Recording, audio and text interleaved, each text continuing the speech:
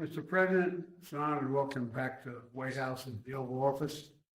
And earlier this week at the UN General Assembly, I made it clear that no nation can be truly secure in the world if, in fact, we don't stand up and defend the freedom of Ukraine from the face of this Russian brutality and aggression.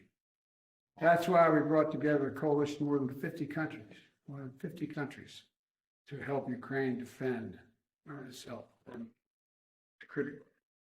And that's why, together with our partners in Ukraine, we have provided humanitarian aid as well as tens of millions of people with food, clean water, and so much more.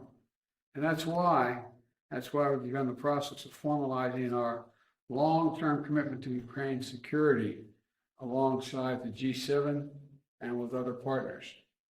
And that's why we support a just and lasting peace, one that respects Ukrainian sovereignty and its territorial integrity. Mr. President, the brave people of Ukraine, and that's not hyperbole, the people of Ukraine have shown enormous bravery, have inspired the world, literally inspired the world with their determination to defend these principles. And together with our partners and allies, the American people are determined to see to it that we do all we can to ensure the world stands with you, and that is our overwhelming objective. So welcome. We must talk. Thanks so much, Mr. President. So warm and strong words for the Ukrainians from you. Thank you, appreciate.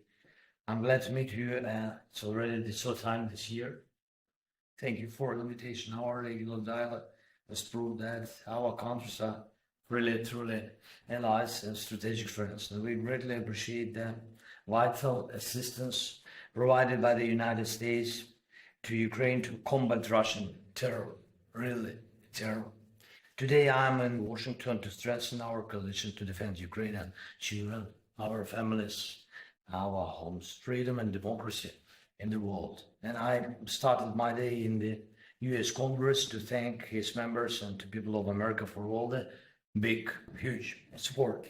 I felt trust between us, and it allowed us to have a frank and constructive dialogue, Mr. President, and this trust and support I felt from both chambers, both parties, and grateful for this.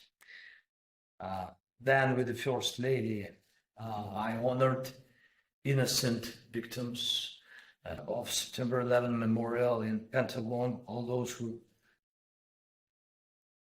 tragedy, who died on American Airlines flight 77. It's very important to all in the world to remember the victims of terror and value everyone who fights with it. And now I look forward, Mr. President, to our discussion for the benefit of our nations and the world. When it comes to weapons, we will discuss everything with a special emphasis on air defense. And just to say that, especially this day, 1 year ago, we made big exchange of prisoners, war prisoners and journalists.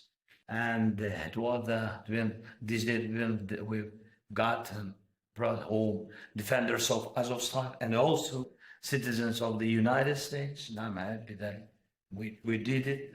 Alexander Drukin and Andrew Tai-Hun, both from Alabama.